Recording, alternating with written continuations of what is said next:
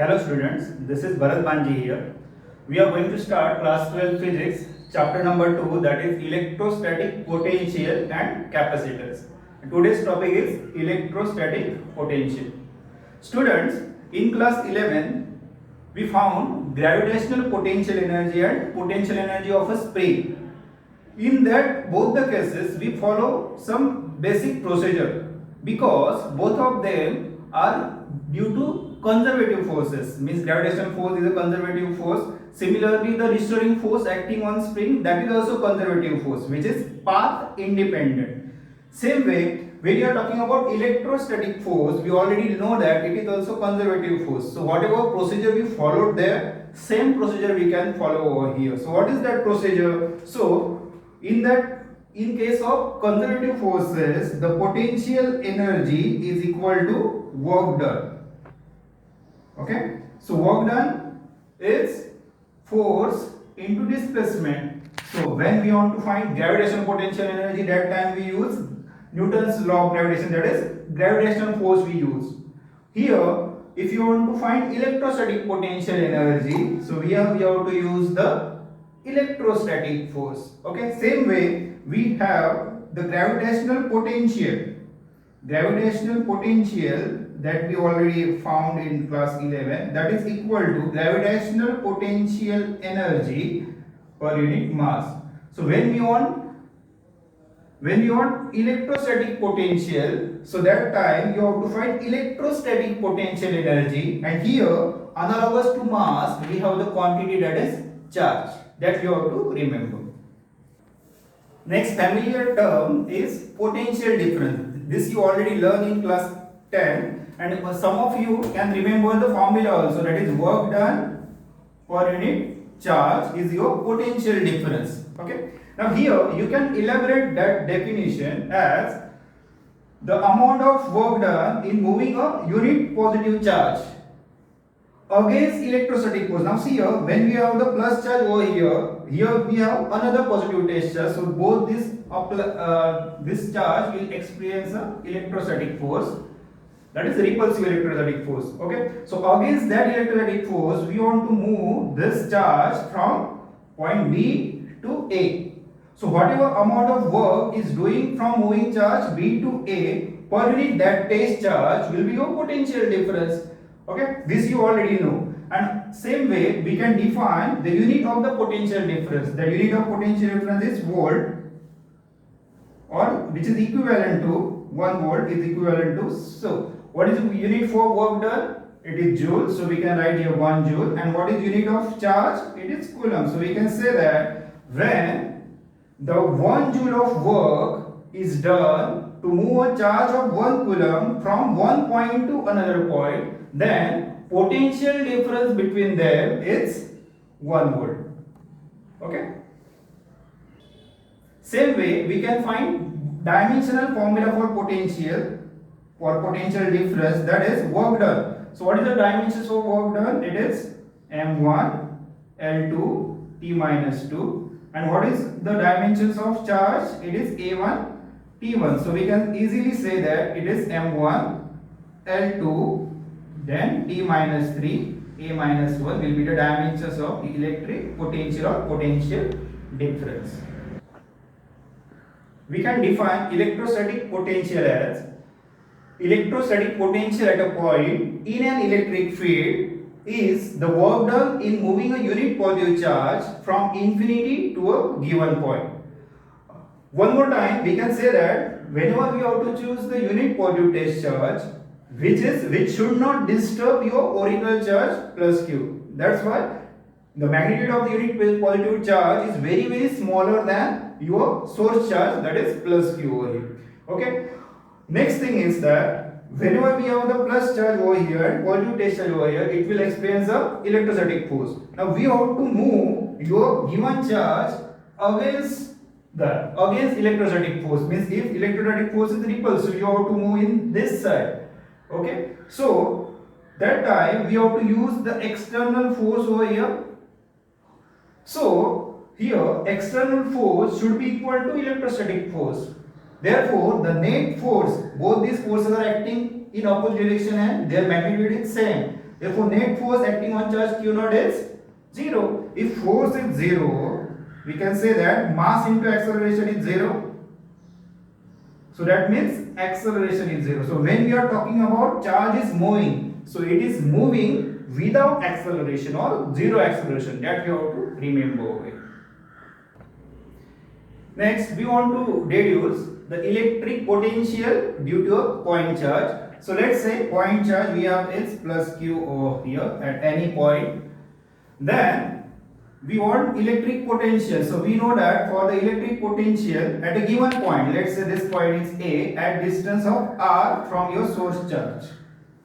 Okay. Now this will here, let's say we have the positive charge you have to bring from infinity over here. So because of this is also positive charge, this is also positive charge, it will experience the electrostatic force, that is Coulomb's law force.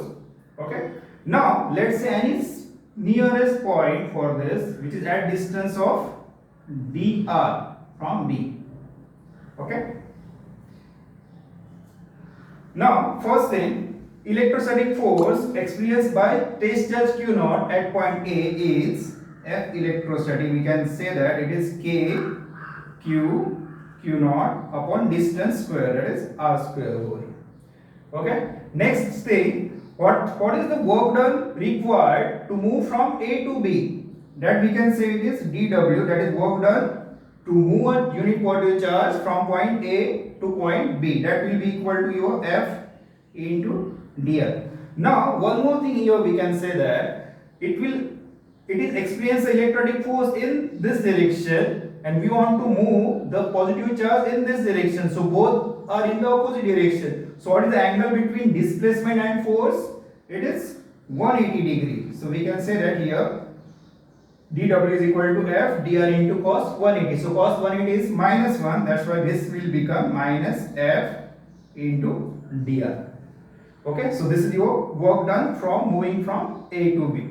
Now by definition of the electrostatic potential, the amount of work done required to move the charge from infinity to a given point.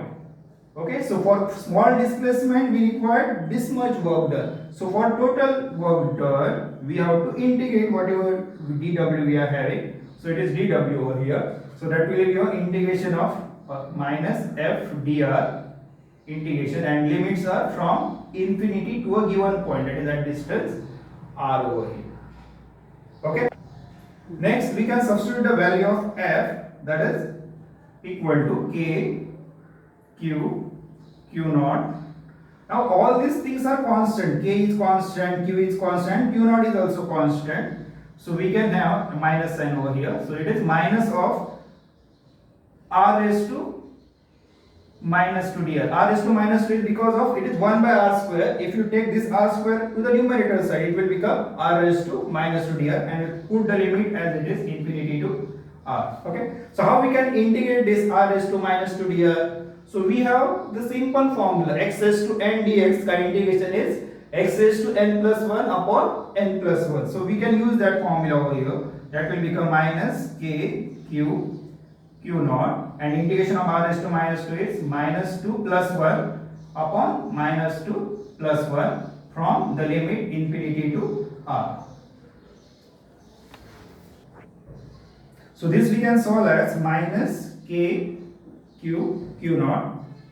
So r raised to minus 2 plus 1 is r raised to minus 1 upon minus 1 over here from limit infinity to r. This can be written as minus k q naught. Now this r raised to minus 1 can be written as 1 by r from infinity to r. Now this minus sign and this minus sign, this will become positive. So both the minus sign will cancel out each other and we can have the positive over here. Okay. Now we can substitute limit in this case. That is k q naught. So upper limit is r. So you have to put r in place of r. So that will become 1 by r. And lower limit is infinity. So it is 1 by infinity over here.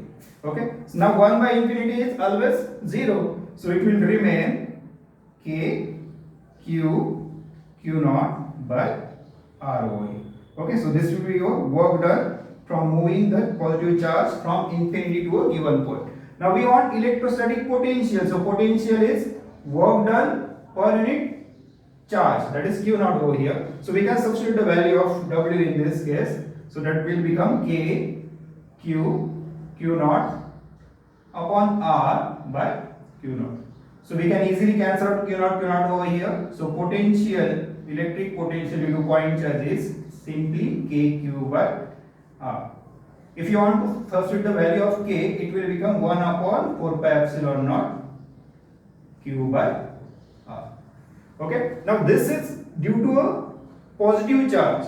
So due to positive charge, V is equal to KQ by R. This is positive. So when we have the negative charge, so it will experience a attractive force, and that time electric potential becomes negative. Means you have to remember, due to positive charge, V is also positive, and due to negative charge, V is also negative. Okay.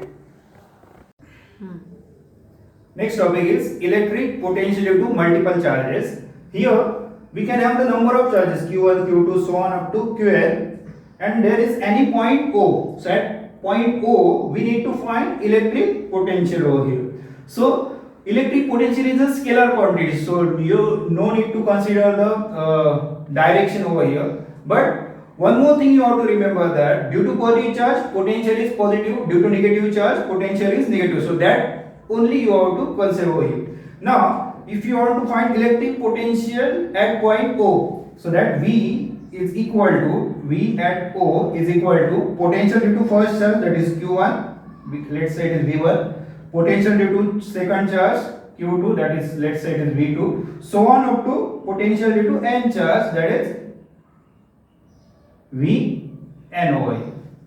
Okay, so by the formula, due to potential due to point charges, here it will become K Q1 by R1, because electric potential due to point charge is KQ by R. So it is Q charge is Q1 at distance R1 we need. Same way, second will become K Q2 by R2, and for N charge it will become K Qn by Rn. Okay, so this we can write as constant K is common over here, that is summation of I is equal to 1 to N Qi upon R. This way we can find the electric potential due to multiple charge. Next topic is electric potential due to a dipole. So dipole is having two charges, plus Q and minus Q. But direction of the electric dipole moment is from negative to positive charge. So because of that only, we have to consider here is negative charge, and here we have another charge, that is positive. It is separated by a distance to A. So A is center of the two charges, or the distance between two lengths. Okay. Next, we want electrostatic potential at any point P. It is at distance R from your point O, and the negative charge is at distance R1, and positive charge is at distance R2 over here. Okay. Now here we can say that R1 is bigger than R2. Okay. So we can make a normal where which normal divides the R1 into two parts, and the first part is equivalent to this distance. So this, let's say this point is B. So this distance of this charge, let's say it is point X and point Y. So distance of PY is equivalent to distance of PB. So PB is distance, it's your R2 over here. Okay. So we can easily say that the total distance PX is R1 and distance PB is R2. So whatever the distance XB remains, that will be equal to R1 minus R2 over here. Okay, so this distance is R1 minus R2. Let's say making angle theta over here. So this angle is theta, because this angle is theta, and when we have choose this point P as large distance than R, means R is very much bigger than the small a 2a. So that time this angle is same as this angle. Both these angle will be equivalent. Okay. Now how we can get a relation for R1 minus R2 in terms of theta?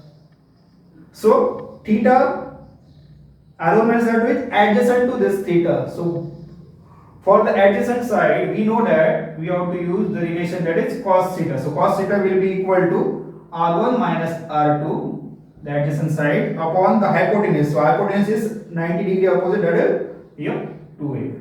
Okay, so R1 minus R2 can be written as 2a cos theta. Okay, this is your equation number 1. So we want to find electrostatic potential at point P because of dipole. So just now we learn that due to multiple charges, total potential at P should be equal to potential due to negative charge plus potential due to positive charge. Also we know that potential due to negative charge is negative and potential due to positive charge is positive. Okay, so V at P we require, so that is equal to V at P is equal to V due to X charge, that is negative charge, and plus V due to positive charge, and electric potential due to point charge is kq by r. So that we can use over here negative charge as the negative potential, that is minus k q by this distance is r1 over here, plus potential due to positive charge we require, that is distance is r2 over here, so that will become k q r2. Now electric dipole has the two equal and opposite charges, means both the negative charge and positive charge has the same magnitude. So that's why here we have taken q only. If you want to solve this, here we can easily say that kq is common. So it will remain 1 by r2 minus 1 by r1. We just rearrange the term, one negative sign comes over here, that is 1 by r1, and positive sign 1 by r2 over here. Okay, so solve this bracket. So we can say that it is by doing the cross multiplication type, r1 minus r2 upon r1 into r2 over here. Okay, so r1 minus r2 we can substitute from equation number 1, that is 2a cos theta. So this will become k q into 2a cos theta. One more thing, we already know that as r1 should be equivalent to r2 should be equivalent to r, because r is quite greater than the distance between two charges, that is 2a. So for r1 also we have to take r, and for r2 also we have to take r. So r into r, it will become r square. Next thing is, so here we can say that q into 2a we are having. So q into 2a is equivalent to, yes, it is electric dipole moment. So we can say that q into 2a is P over here. So therefore the potential V can be written as K q into QA is P. So it is Kp cos theta upon R square. Okay, so this is your electric potential due to dipole at any point. So if you want at the axial point, so at axial point we know that theta is, yes, at axial point theta is equal to 0 degree or 180 degree. Okay, so depending on that, for the 0 degree if you say, so cos 0 is 1, V will become, V is equal to Kp by R square. So this is due to at an axial point. Okay, and if we want at equator, we know that theta is equal to 90 degree always, or 270 degrees. So cos 90 or cos 270 is almost always 0. So V at equator is equal to Kp into cos 0. So that will, cos 0 is 0. So that will become equator. So it is simply, we can say that at axial point we can have Kp by R square. At equator it is electrostatic potential is always 0. And at any point we can say that it is Kp cos theta by R square. Again, one more relation we can say that due to potential it is Kq by R, and due to dipole we can have Kp by R square into cos theta over there. So this is inversely proportional to R, and in this it is inversely proportional to square of distance. So as like electric field, the potential due to point charge and potential due to dipole has the same relation over here. For the homework, refer worksheet, and same chapter I am going to continue to the next Thursday. Thank you.